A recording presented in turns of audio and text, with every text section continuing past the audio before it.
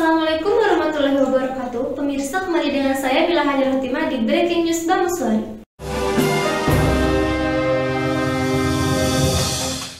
Jadi sekali lagi semoga Allah yang Maha Kuasa meridhoi perjuangan kita.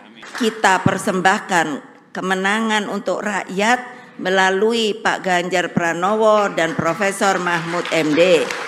Akhirnya mengakhiri sambutan ini, pemimpin yang sebenarnya itu adalah ketika masa krisis atau kritis dapat mengambil tanggung jawab itu untuk menyelamatkan negara kita. Demikianlah, terima kasih. Wassalamualaikum warahmatullahi wabarakatuh. Baik, inilah pasangan calon presiden dan calon wakil presiden dambaan rakyat Indonesia.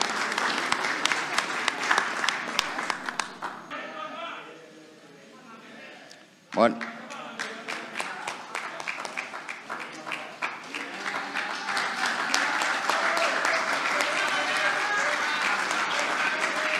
Dengan demikian rekomendasi telah diserahkan oleh para ketua umum partai.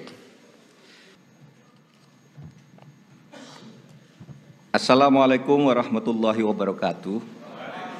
Salam sejahtera, Om Swastiastu, Namo Buddhaya. Salam kebajikan. Alhamdulillahirabbil alamin. Assalatu wassalamu ala asyrafil anbiya wal mursalin. Sayyidina Muhammadin wa ala alihi washabbihi ajmain. Amin amma ba'du. Adalah kehormatan dan kebanggaan saya diberi amanah mengemban tanggung jawab yang besar dan mulia bersama Mas Ganjar, meneruskan cita-cita Bung Karno dan para pendiri negara lainnya untuk mewujudkan masyarakat Indonesia yang adil, makmur dan sejahtera. Bung Karno dan Bung Hatta telah mengantarkan bangsa Indonesia ke pintu gerbang emas kemerdekaan Republik Indonesia. Mas Ganjar dan saya bersama-sama seluruh rakyat Indonesia akan melanjutkan upaya mewujudkan cita-cita menuju Indonesia emas tahun 2045.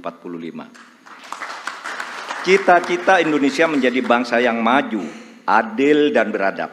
Dalam rangka menyongsong Indonesia emas tahun 2045 akan terwujud jika kita memenuhi sejumlah syarat, yakni ideologi bangsanya kokoh, ekonominya baik, hukum dan keadilannya ditegakkan, politiknya demokratis, budaya gotong royongnya hidup, serta mengedepankan persaudaraan. Jika penegakan hukum dilakukan dengan benar, maka setengah masalah dari bangsa ini insya Allah tuntas. Kalau hukumnya bagus, maka segala aspek kehidupan masyarakat akan bagus juga. Misalnya di bidang sosial, politik, budaya, pertahanan, keamanan, dan ekonominya. Prioritas pemberantasan korupsi, kepastian hukum, dan konsistensi dalam implementasi penegakannya, memberi jaminan bagi investasi dan pembangunan ekonomi, serta memberi perlindungan kepada masyarakat. Dalam pembangunan politik, negara kita menganut demokrasi, di mana kekuasaan berada di tangan rakyat.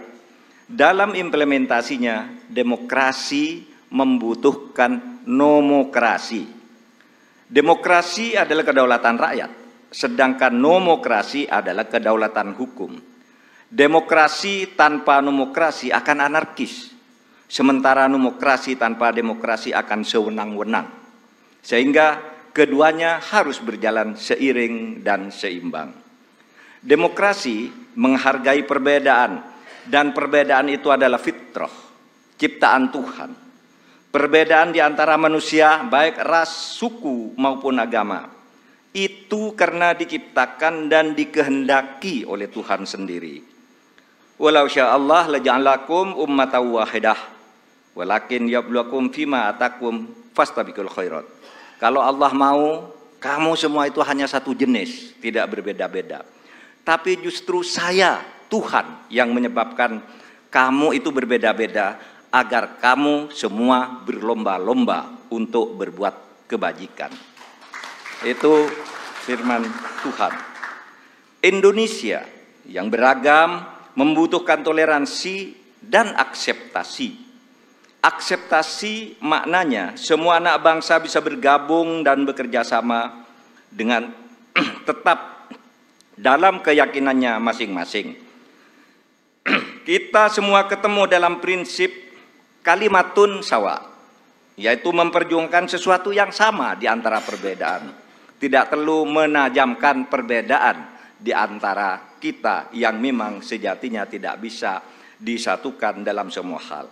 Yang sama atau kalimatun sawa yang pasti disetujui oleh setiap orang, apapun ras dan kelompoknya, adalah keadilan.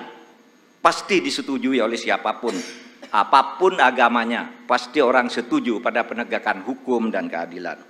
Perlindungan pada masyarakat lemah dan perlindungan serta rasa kasih sayang kepada wong cilik.